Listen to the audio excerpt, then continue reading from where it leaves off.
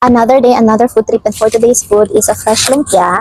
Ayan. So, sarap, diba? Tapos, itong halo-halo. So, anyways, medyo matagal na yung last upload video ko about sa mga food trip dito online. Is it because mga bi, kapag naghatid kasi ng pagkain ng asawa ko, gutom na ako, bi, wala akong panahon pang mag-video.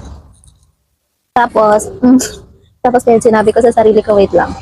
Akala ko may customer. Tapos sinabi ko, nakalimutan ko na mag-upload ng mga video. So, here it goes. It's done. It's the fresh lumpia.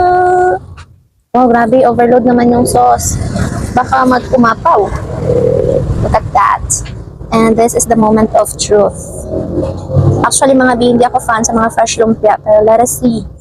I-food verdict natin to kung baka naman masarap siya, diba? Have a bite, bi.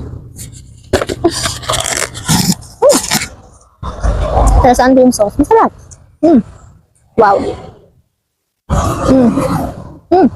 Very good. Masarap pala. Have a bite.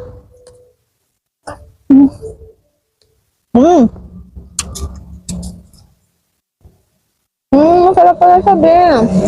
Healthy pa. Masarap ng sauce, Ben. Actually, nothing special inside naman kasi mga gulay lang naman yan. It's just yung sauce niya, mga bipasabog. Masarap. Not bad, really. Yeah.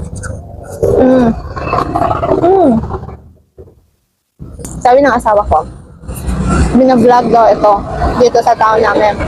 Which is, hindi ko lang alam kung saan ito binili. Another bite.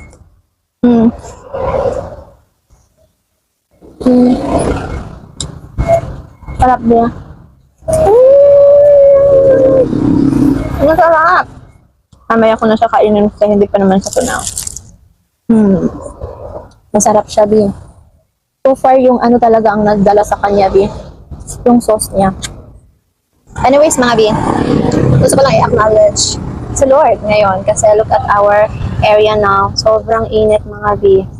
Ayan, sobrang thank you talaga, Lord. Kasi sobrang init dito sana, Bi. Tingnan mo naman yan. Diba, hindi kami binabagyo dito, mga Bi, walang baha, kaya sobrang magpapasalamat talaga ako, tapos may food pa. Salamat kaayo, Lord. Thank you so much.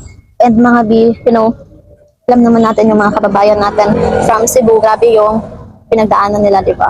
Siguro, kaya nga, habang kumakain ako nito, na-realize ko lang how blessed I am na safe kami ng pamilya ko.